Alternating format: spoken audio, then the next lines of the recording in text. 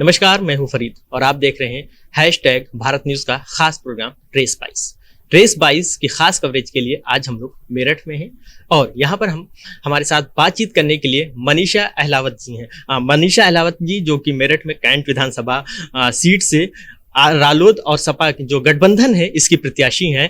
Ma'am, hashtag Bharat में खास स्वागत है आपका। मैम, जिस तरीके से अगर हम बात करें सीधे मुद्दे की, लंबे समय से यहाँ पर इस सीट पर बीजेपी का कब्जा है, तो क्या लगता है इस बार यहाँ की जनता आप पर उम्मीद जताएगी?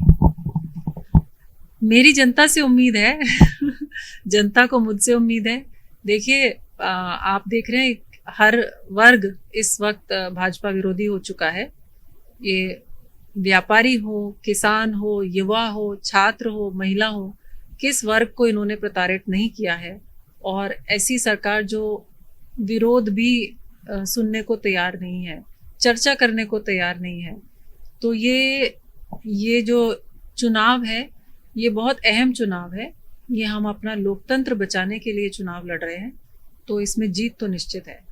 अगर बात करें जैसे पश्चिमी उत्तर प्रदेश की, एक बार जैसे लास्ट ईयर जो हम लोगों ने चुनाव में देखा, एक यहाँ पे जैसे एक ध्रुवीकरण की राजनीति, एक कम्युनल एंगल, कहीं ना कहीं कास्ट की बात जो होती थी, तो इस बार क्या लगता है कि ये सारे जो फैक्टर्स अगर सत्ता पक्ष किस तरीके से इसको इस्तेमाल कर रही है और विपक्ष इसका कैसे काउंटर करेगी? देखिए, विपक्ष और से ज्यादा जनता इनकी ये चाल समझ चुकी है। अब इन मुद्दों पे जनता अड़ी रहेगी। बेरोजगारी है, महंगाई है, और अब जिस तरह से तानाशाही सरकार है, महिला सशक्तिकरण के लिए इन्होंने सिर्फ जुमले ही जुमले किए हैं।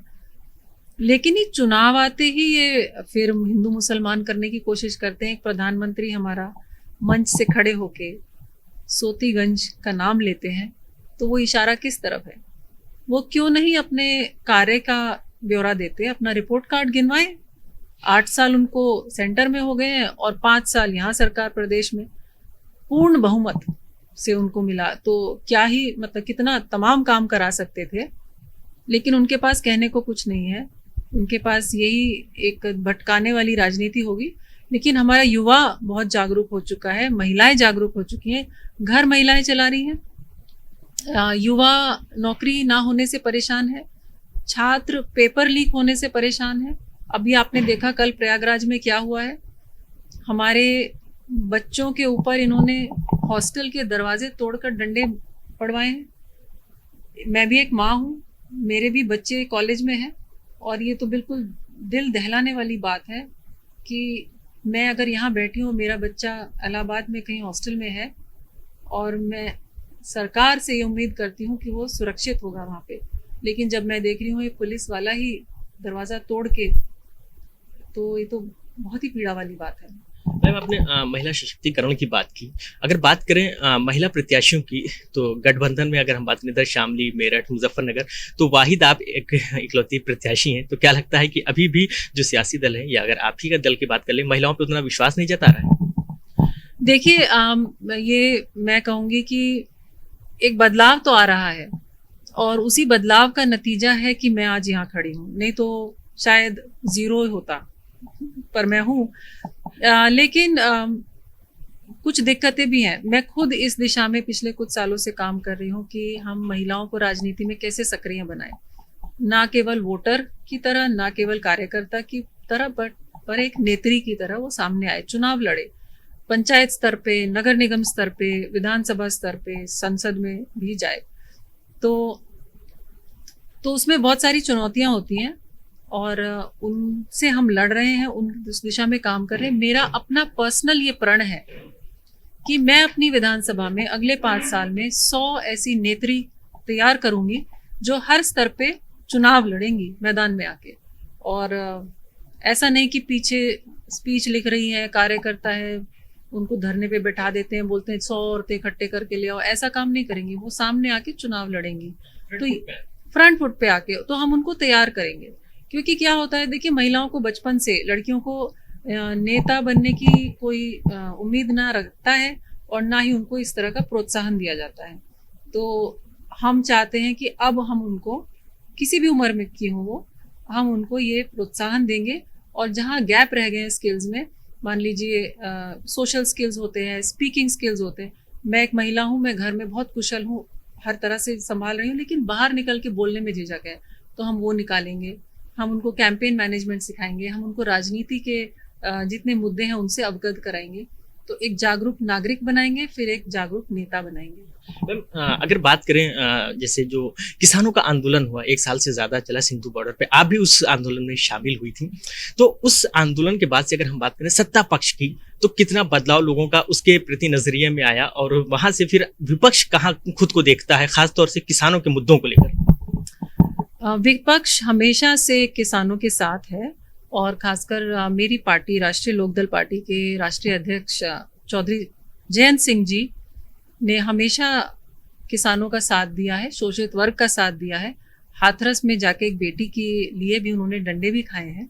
तो ये जनता नहीं भूल रही है, जनता को ध्यान है कि कौन उनके साथ खड़ा था, किस तरह सत्ता पक्ष ने किसानों को बॉर्डर पे रोक दिया, एक अपमान किया उनका, उन्हें कांटे बिछवाए, उनके ऊपर पानी की बौछार कराई, षड्यंत्र किए तमाम, उनको खालिस्तानी, आतंकवादी, क्या क्या नहीं नाम दिए।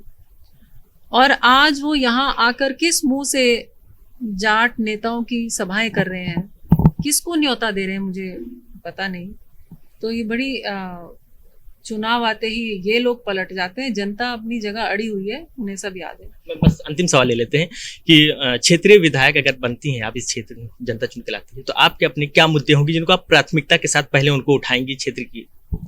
देखिए, मेरठ कैंट में मुद्दे बहुत साफ हैं। यहाँ पर सड़कों का, सैनिटेशन का, वेस्ट मैनेजमेंट, हेल्थ और एजुकेशन एंड विमेन, मेरे लिए ये मुद्दे रहेंगे, एंड जनरेटिंग एम्प्लॉयमेंट।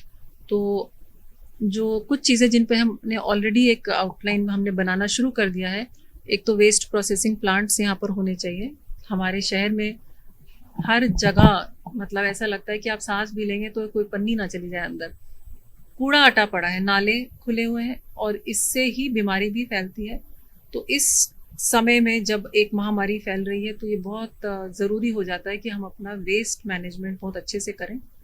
सड़कें टूटी हुई हैं, ट्रैफिक का मैनेजमेंट बहुत पुअर है, तो एक उस पर ध्यान दिया जाएगा। एक मेरा ड्रीम प्रोजेक्ट है कि गर्ल्स के डिग्री कॉलेज मैं यहाँ खोलूँ और खासकर युवाओं के लिए, क्योंकि नौकरियाँ हमारी सरकार आएगी और नौकरियाँ बहुत खुलेंगी, सरकारी भी और प्राइवेट में भी इन्वेस्टमेंट की वजह से रोज़गार डेवलप होगा। तो मेरी विधानसभा का युवा उसके लिए एकदम तैयार रहे, उसके लिए मैं कोचिंग और स्किलिंग सेंटर्स खुलवाना चाहूँगी। एक मल्टी स्पेशलिटी हॉस्पिटल, एक नहीं कई चाहिए, पर एक से शुरुआत करेंगे। उसकी यहाँ पे अर्जेंट नीड है, क्योंकि जो गरीब तबका है वो मेडिकल तक आने जाने में ही उनका इतना खर्चा लग जाता है। और मैं चाहती हूँ यहाँ से दिल्ली किसी को ना जाना पड़े, ना रोज़गार के लिए, ना स्वास्थ्य के लिए, ना एजुकेशन के लिए। हम सारे अवसर यहीं पैदा करें। आप जाएं दिल्ली घूम कर आएं, लाल किला देख कर आएं, पर अपना घर ना छोड़ें। तो ये थी हमारे साथ मनीषा जी, जिनका साफ तौर पे कहना है कि अगर ये विधायक बनती हैं तो क्षेत्र की वो तमाम समस्याएं जिनको विगत कई सालों से देख रही हैं उनको दूर करके और क्षेत्र की जनता को खुशहाल बनाने का काम करेंगी। वीडियो जर्नलिस्ट चंद्रकांत के साथ फरीदुल हसन, #भारत न्यूज़।